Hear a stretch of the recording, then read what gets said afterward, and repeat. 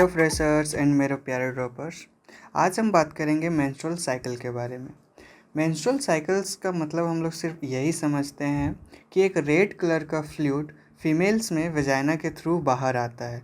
लेकिन आज हम सारे सवालों का जवाब जानेंगे कि मेंस्ट्रुअल साइकिल किसे कहते हैं, फिर ओव्यूलेशंस किसे कहते हैं, मेंस्ट्रुअल साइकिल्स में होता क्या क्या है, मेंस्ट्रुअल साइकिल्स होता कब है। सारे सवालों का जवाब आज हम देंगे। मेंस्ट्रुअल साइकिल्स को हम लोग रिप्रोडक्टिव साइकिल्स भी बोलते हैं। मेंस्ट्रुअल साइकिल्स के वजह से ही रिप्रोडक्शंस हो पाता है। मेंस्ट्रुअल साइकिल के वजह से ही रिप्रोडक्शंस हो पाता है।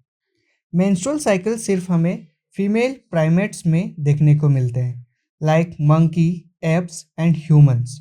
एंड नॉन प्राइमेट्स में हमें देखने को मिलते हैं ऑस्ट्रस साइकिल्स, लाइक गाय, भेड़, बकरी। मेंस्ट्रुअल साइकिल कहते किसे हैं? तो वो एक मेंस्ट्रुएशन से नेक्स्ट वन तक हम उसे मेंस्ट्रुअल साइकिल्स बोलते हैं। जब वो रेड कलर का फ्लूइड वजाइना के थ्रू बाहर आता है तो वो 3 दिन का या 5 दिन का होता है। जब वो कंप्लीट होता है तो फिर से जब तक नहीं वो रेड फ्लूइड बाहर आता है तब तक के साइकिल्स को हम मेंस्ट्रुअल साइकिल बोलते हैं। Cycles of event starting from one menstruations till the next one is called menstrual cycles. menstrual cycles जो है वो स्टार्ट होता है फीमेल्स में, जो है स्टार्ट होता है एट प्यूबिट्री और उसको हम लोग मिनार्के बोलते हैं। और वही जो है बंद होता है, सीएसन्स होता है, वो अराउंड 50 ईयर्स में होता है और उसे हम मेनोपॉज बोलते हैं। यानी कि मेंस्ट्रुअल साइकिल्स कब स्टार्ट हो रहा है? तो वो प्यूबर्टी के टाइम पे हो रहा है। उस टर्म्स को हम लोग क्या बोलते हैं? मिनार्की। जब फीमेल्स में पहली बार ये रेड फ्लूइड डिस्चार्ज होता है थ्रू वेजाइना, उसे हम मिनार्की बोलते हैं। और जो लास्ट टाइम जब ये मेंस्ट्रुअल साइकिल्स होता है, जब ये रेड फ्लूइड जो है वो लास्ट टाइम होता है फीमेल्स में, उसे हम मेनोपॉज बोलते हैं। इसके बाद कभी और मेंस्ट्रुअल साइकिल्स फीमेल्स में नहीं होते, उस फीमेल्स में और मेंस्ट्रुअल साइकिल्स नहीं होता। मिनार्के से मेनोपॉज के तक के फेज को हम लोग रिप्रोडक्टिव फेज बोलते हैं। जब पहला रेड ब्लड फ्लूइड जो है वो डिस्चार्ज होता है, से last red blood fluid discharge होता है किसी भी फीमेल्स में, उस फीमेल्स के लिए वो रिप्रोडक्टिव फेज होगा। उसी टाइम जो है वो रिप्रोड्यूस कर सकती है, इसलिए उस फेज को, उस पीरियड को रिप्रोडक्टिव फेज कहा जाता है। अब बात करें तो कि एवरेज इंटरवल कितना होता है एक मेंस्ट्रुअल साइकिल्स का, तो एवरेज जो है वो देखा गया है 28 टू 29 डेज होता है। ये फीमेल्स में देखा गया है कि 28 टू 29 डेज होता है। मेंस्ट्रुअल साइकिल्स में हमें दो जगह चेंजेस देखने को मिलता है, एक ओवरी में और दूसरा यूट्रस में। और ओवरी और यूट्रस में जो भी चेंजेस होता है या तो प्यूटिटरी या फिर ओवरियन हार्मोन्स के वजह से होता है। यानी कि हार्मोनल कंट्रोल्स होता है मेंस्ट्रुअल साइकिल्स पे, ये पूरे साइकिल्स पे जो है हार्मोनल कंट्रोल्स होता है और रेगुलरली जो है हमें चेंजेस देखने को मिलता है ओवरी पे और यूट्रस पे। ये साइकिल या मेंस्ट्रुएशंस फिर से तभी होगा जो एग है या ओवम है वो फर्टिलाइज्ड नहीं हो पाएगा। यानी कि जो सेकेंडरी oocytes था या ओवम था वो रिलीज्ड होने के बाद अगर वो फर्टिलाइज्ड नहीं हो पाता है तो ये साइकिल्स या मेंस्ट्रुएशंस फिर से रिपीट होता है। सम टाइम क्या है कि मेंस्ट्रुएशंस नहीं होता है, लैक ऑफ मेंस्ट्रुएशंस होता है। कुछ फीमेल्स में देखा जाता है कि लैक ऑफ मेंस्ट्रुएशंस हो रहा है, तो वो इंडिकेट करता है प्रेगनेंसी को, लेकिन ये मे भी होता है। Lack of menstruations may be indicative of pregnancy. ज़रूरी नहीं है कि मेंस्ट्रुएशंस नहीं हुआ इसका मतलब प्रेग्नेंट ही है वो वुमेन, ऐसा ज़रूरी नहीं है। तो लैक ऑफ मेंस्ट्रुएशंस और कैसे हो सकता है?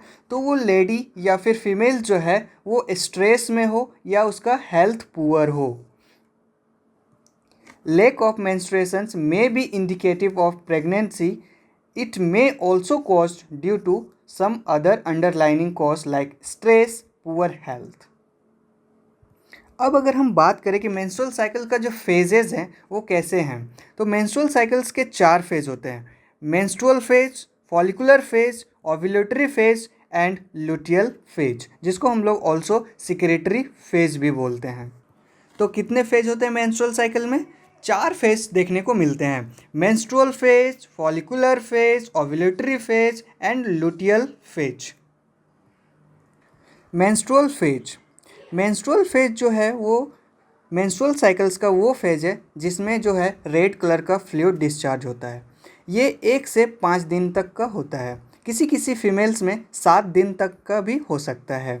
मेंस्ट्रुअल फ्लो होता है इसमें जो है मेंस्ट्रुअल फ्लो, जिसको हम लोग रेड फ्लूइड डिस्चार्ज बोल रहे हैं, ये 3 से 5 दिन तक का हो सकता है या 7 दिन का भी किसी किसी में हो सकता है। इसमें क्या होता है, तो इंडोमेट्रियम्स का ब्रेकडाउन होता है, lining of the uterus and its blood vessels. Endometriums and blood vessels का जो है ब्रेकडाउन्स होता है और वो लिक्विड फॉर्म्स में बाहर आता है थ्रू वेजाइना, जिसके बारे हम तभी से बात कर रहे हैं। मेंस्ट्रुएशन जो है वो फॉलोड बाय फॉलिकुलर फेज, यानी कि जब मेंस्ट्रुएशंस हो जाता है, मेंस्ट्रुएशंस किसे कह रहे थे, तो जो रेड फ्लूइड था, रेड लिक्विड जो डिस्चार्ज होता है, जो 1 से 5 दिन, किसी किसी में 7 दिन तक हो सकता है, उसे हम मेंस्ट्रुएशंस बोलते हैं। उसके बाद क्या होता है, तो फॉलिकुलर फेज। फॉलिकुलर फेज में क्या होता है, तो उसमें फॉलिकल्स का डेवलपमेंट होता है। प्राइमरी फॉलिकल से फुल्ली मैच्योर ग्राफिन फॉलिकल्स का डेवलपमेंट होता है। हमने देखा था जो प्राइमरी फॉलिकल्स है वो एम्ब्रायोनिक लाइफ में ही बन जाता है और प्राइमरी फॉलिकल्स के अंदर प्राइमरी oocytes होता है, एंड प्राइमरी oocyte जो है वो म्योसिस करके ग्राफिन फॉलिकल्स के अंदर सेकेंडरी oocytes बनाता है। हमने ये सारा चीज़ जो है ये oogenesis में पढ़ा है। प्राइमरी फॉलिकल से ग्राफियन फॉलिकल्स बनने तक, प्राइमरी फॉलिकल से ग्राफियन फॉलिकल्स बनने तक क्या होता है वो देखते हैं। फॉलिकुलर फेज को हम लोग ऑल्सो प्रोलिफेरेटिव फेज भी बोलते हैं। प्रोलिफेरेटिव फेज इसलिए बोलते हैं, इंडोमेट्रियम जो है वो प्रोलिफेरेट या डिफ्रेंशिएट करके अपना थिकनेस को बढ़ाता है। रीजेनरेशंस ऑफ इंडोमेट्रियम्स थ्रू प्रोलिफेरेशंस। इस फेज में कुछ हार्मोन्स रिलीज होते हैं, जैसे FSH, LH increases which increases follicular development. Increase secretions of estrogens from growing follicles.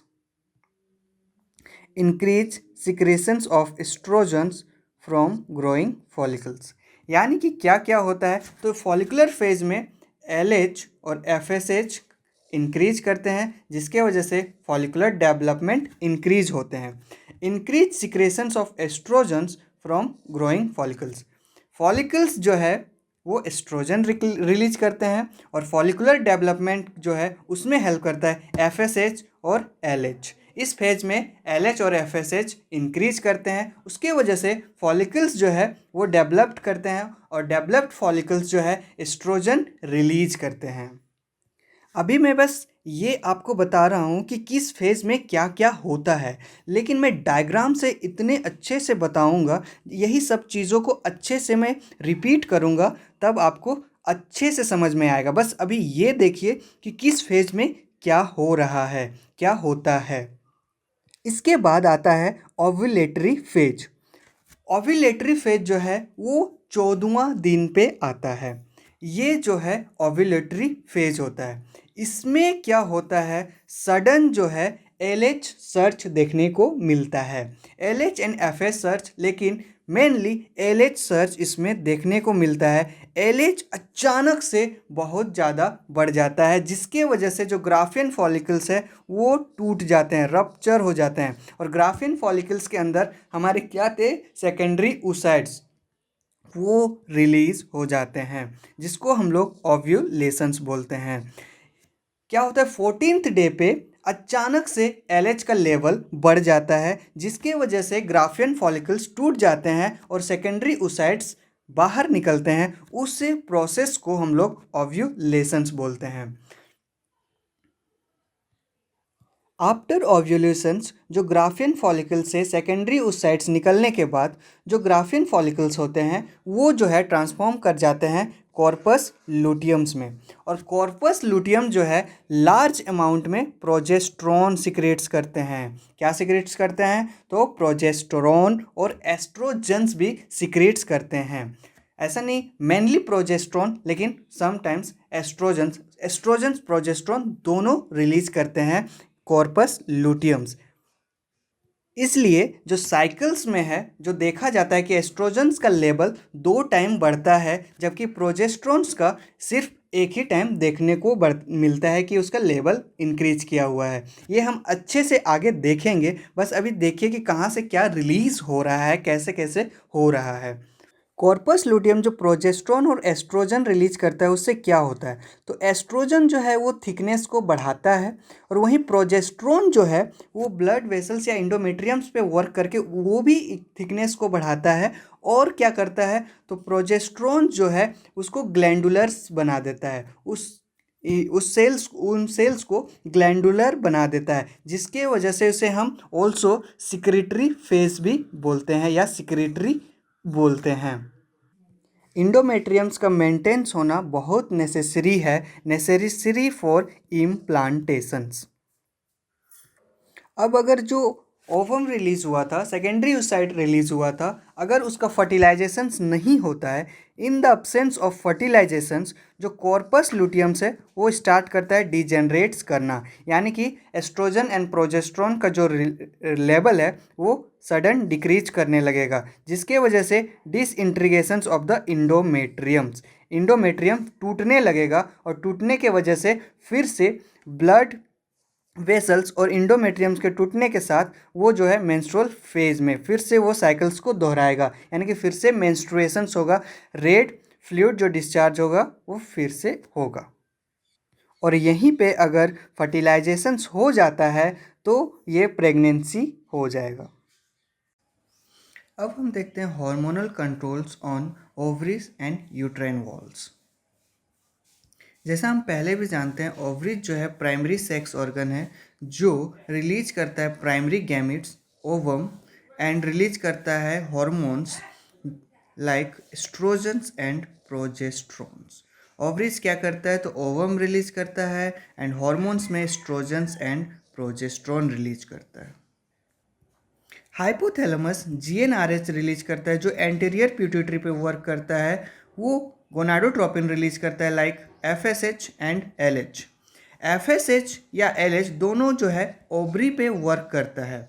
FSH ovarian follicles पे वर्क करता है और एस्ट्रोजन्स का सिक्रेट करवाता है, एंड एलएच ओवरी पे वर्क करके कॉर्पस लुटियम्स पे वर्क करके प्रोजेस्टेरोन्स का रिलीज करवाता है। मतलब क्या हो रहा है कि एंटीरियर पिट्यूटरी से जो हॉर्मोन्स आ रहे हैं एलएच या एफएसएच दोनों ओवरी पे काम करते हैं, ओवरी पे काम करते हैं, और अगर ओवरियन फॉलिकल्स पे काम करते हैं तो एस्ट्रोजन, और अगर कॉर्पस लुटियम पे काम करते हैं तो प्रोजेस्टेरोन। अब हम देखते हैं uterine events, ovarian events and उस टाइम्स पे कैसा एस्ट्रोजन, प्रोजेस्टेरोन, एलएच और एफएसएच का लेवल रहता है। जैसा कि हम जानते हैं साइकिल का सबसे पहला स्टेज जो होता है मेंस्ट्रुएशंस के टाइम रेड फ्लूइड बाहर आता है थ्रू वेजाइना, उसे हम मेंस्ट्रुएशंस बोलते हैं। इस फेज में सारे हॉर्मोन्स का लेवल लो होता है, चाहे पिट्यूटरी, एफएसएच, एलएच या ओवरियन हॉर्मोन्स, एस्ट्रोजन्स या प्रोजेस्टेरोन्स। उसके बाद आता है फॉलिकुलर फेज। फॉलिकुलर फेज में क्या होता है? फॉलिकल्स जो है वो डेवलप करते हैं मैच्योर्स फॉलिकल्स में, और फॉलिकल्स जो है वो एस्ट्रोजन सिक्रीट्स करते हैं, जिसके वजह से फॉलिकुलर फेज में एस्ट्रोजन्स का लेवल बढ़ता है, और प्यूटिट्री भी उसी टाइम एलएच का लेवल थोड़ा बढ़ाती है। एलएच जो है वो ओवरी पे वर्क करके एस्ट्रोजन्स का लेवल बढ़ता है, अल्टीमेट एस्ट्रोजन्स का लेवल बढ़ता है, चाहे वो फॉलिकल्स रिलीज करते हैं एस्ट्रोजन्स या एलएच ओवरी पे वर्क करके एस्ट्रोजन रिलीज करवाता है। एस्ट्रोजन्स क्या करता है? तो वो करता है कि प्रोलिफेरेटिव करता है, जिसके वजह से इंडोमेट्रियम्स जो है वो डिफ्रेंशिएट करके अपना थिकनेस को बढ़ाने लगता है। इसके बाद क्या होता है कि फोर्टीनथ डे पे एलएच का लेवल इतना अचानक से बढ़ जाता है, उसके वजह से एलएच का सडन इंक्रीजमेंट के वजह से जो मैच्योर फॉलिकल्स है वो रप्चर्स कर जाता है और सेकेंडरी ओसाइट्स को रिलीज कर देता है, और उस प्रोसेस को ओव्यूलेशंस कहते हैं। 14th डे पे एलएच सर्च होता है। एलएच सर्च का मीनिंग एलएच का अचानक से लेवल इंक्रीज कर जाना, जिसके वजह से मैच्योर फॉलिकल्स जो है वो रप्चर्स कर जाते हैं और सेकेंडरी ओसाइट रिलीज करते हैं और उस प्रोसेस को ओव्यूलेशंस करते हैं। यानी कि 14th डे पे ओवम रिलीज हो चुका है और इस फेज को ओव्यूलेटरी फेज बोलते हैं। और इस टाइम जो है एफएसएच का भी लेवल इंक्रीज करता है। मैच्योर फॉलिकल्स से जब सेकेंडरी ओसाइट रिलीज करने के बाद जो फॉलिकल्स है वो कॉर्पस लुटियम्स में कन्वर्ट कर जाता है, एंड एफएसएच जो है वो कॉर्पस लुटियम्स पे एक्ट करता है, एंड ऑल्सो कॉर्पस लुटियम जो है प्रोजेस्ट्रॉन का सिक्रीशंस करता है, जिसके वजह से इस फेज में प्रोजेस्ट्रॉन्स का लेवल इंक्रीज करता है।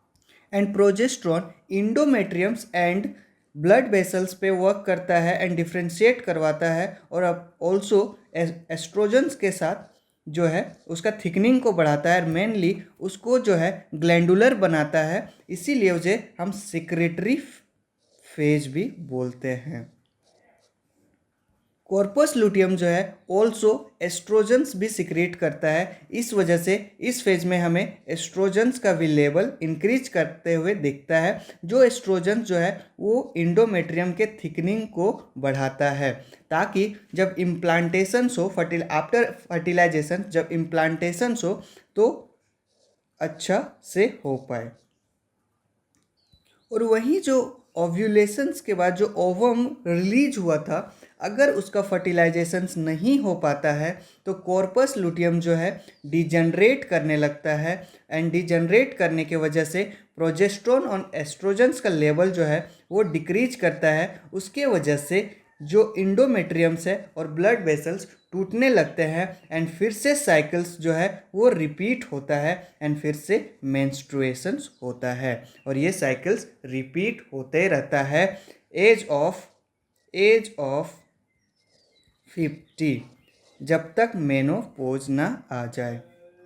तो हमने क्या देखा, मेंस्ट्रुएशंस में ब्लड फ्लो होता है, एंड फिर फॉलिकुलर फेज जिसमें फॉलिकल्स का डेवलपमेंट होता है, और एलएच जो है वो इंक्रीज करता है। एलएच भी फॉलिकल्स पे काम करता है, और ऑल्सो फॉलिकल्स जो है एस्ट्रोजन सिक्रेट करता है, यानी कि उस फेज में एस्ट्रोजन्स का लेवल बढ़ता है एंड एलएच का लेवल बढ़ता है। फिर आता है ओव्यूलेटरी फेज 14th डे पे, उसमें एलएच सर्च होता है, अचानक से एलएच एंड एफएसएच का लेवल बढ़ जाता है, जिसकी वजह से मैच्योर फॉलिकल्स जो है वो रप्चर करते हैं। उस रप्चर करने की वजह से सेकेंडरी ओसाइट्स जो है रिलीज करते हैं, और जो फॉलिकल्स हैं वो फर्दर जो है कॉर्पस लुटियम में कन्वर्ट हो जाते हैं, एंड एफएसएच कॉर्पस लुटियम्स पे एक्ट करता है, एंड कॉर्पस लुटियम जो है प्रोजेस्ट्रॉन्स रिलीज करते हैं, यानी कि उस फेज में प्रोजेस्ट्रॉन्स जो है उसका लेवल बढ़ेगा, जिसको हम लुटियल फेज भी बोलते हैं, एंड प्रोजेस्ट्रॉन जो है उसको ग्लैंडुलर बनाता है, जिसके वजह से उसको हम सेक्रेटरी फेज भी बोलते हैं। उसके बाद जो है वो डिजनरेट करेगा, अगर फर्टिलाइजेशंस नहीं हुआ तो प्रोजेस्ट्रॉन एंड एस्ट्रोजन्स का लेवल जो है वो डिक्रीज करता है, एंड फिर से मेंस्ट्रुएशन साइकिल्स आने देखने को हमको मिलेगा। इस पूरे ग्राफ में जो है एस्ट्रोजन्स का लेवल जो है वो 2 बार बढ़ता है, कब एक फॉलिकुलर फेज में एंड एक लुटियल फेज में, जबकि प्रोजेस्ट्रॉन्स का लेवल सिर्फ और सिर्फ एक बार बढ़ता है। कौन सा फेज में, सिक्रेटरी फेज या ल्यूटियल फेज में, जब कॉर्पस लुटियम प्रोजेस्ट्रॉन सिक्रीट करता है। इसका मतलब ये हुआ कॉर्पस लुटियम जो है प्रोजेस्ट्रॉन और एस्ट्रोजन दोनों सिक्रीट्स करता है, एंड मैच्योर फॉलिकल्स या फॉलिकल्स जो है वो सिर्फ और सिर्फ एस्ट्रोजन्स का सिक्रेशंस करते हैं। मेंस्ट्रुएशन जब हमको ब्लीडिंग स्टार्ट्स होता है and ovule starts to mature, जो ये फॉलिकुलर फेज है, यहाँ से यहाँ फॉलिकुलर फेज होता है, एंड ये ओव्यूलेटरी फेज है। जब ओव्यूलेशंस होता है, ओवम का रिलीज होता है, प्रोजेस्टेरोन और एस्ट्रोजन्स की वजह से थिकनिंग जो है वो बढ़ता है, और ये से यहाँ जो है ल्यूटियल फेज होता है, जब इंडोमेट्रियम्स का जो है थिकनिंग बढ़ता है।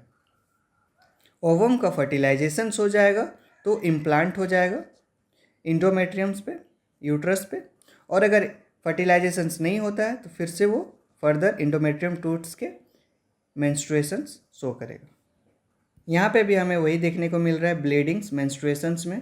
फिर ये फॉलिकुलर फेज, जब इंडोमेट्रियम्स थोड़ा थिक हो रहा है, एस्ट्रोजन्स का रिलीज, एंड फिर से ओव्यूलेशंस, यहाँ पे ओव्यूलेशंस होते हुए दिख रहा है हमको, एंड इंडोमेट्रियम्स यहाँ पे हमको अच्छा से पूरा थिकनिंग देखने को मिल रहा है, और ये अगर फर्टिलाइज नहीं हो पाता है तो फिर से हमको मेंस्ट्रुएशंस देखने को मिलेगा।